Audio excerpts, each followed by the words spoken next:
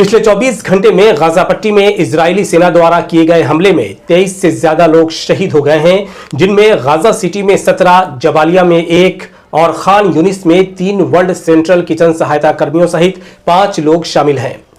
Gaza सरकारी media कार्यालय का कहना है कि गाजा में फिलिस्तीनियों के बीच भूख और पीड़ा विनाशकारी स्तर पर पहुंच गई है।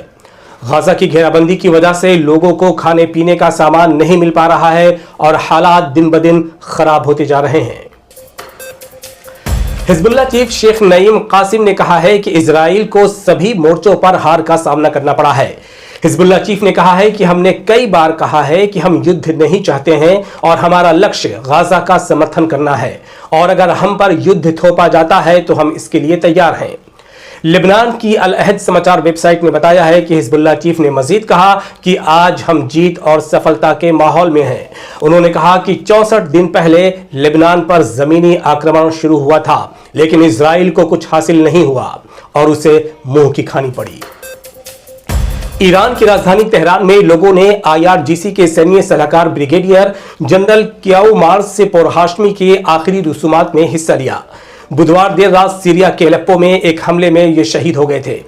ब्रिगेडियर जनरल पुरहाशमी को उत्तरी तेहरान के इमामजादे अली अकबर कब्रिस्तान में दफनाया गया।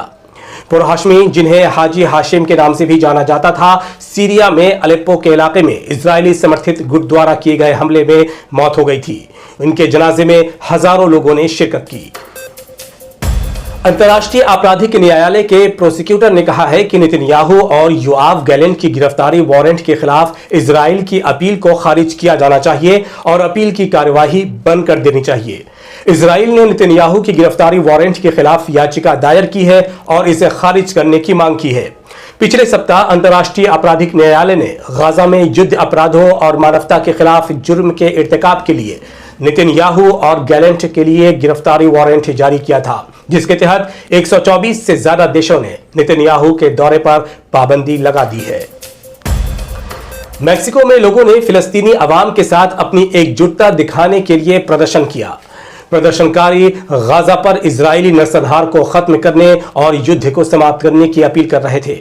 राजधानी मैक्सिको सिटी में अमेरिकी दूतावास के बाहर इन लोगों ने विरोध प्रदर्शन किया। मैक्सिकन प्रदर्शनकारी फिलिस्तीनी झंडे लिए हुए थे और युद्ध विरोधी नारे भी लगा रहे थे।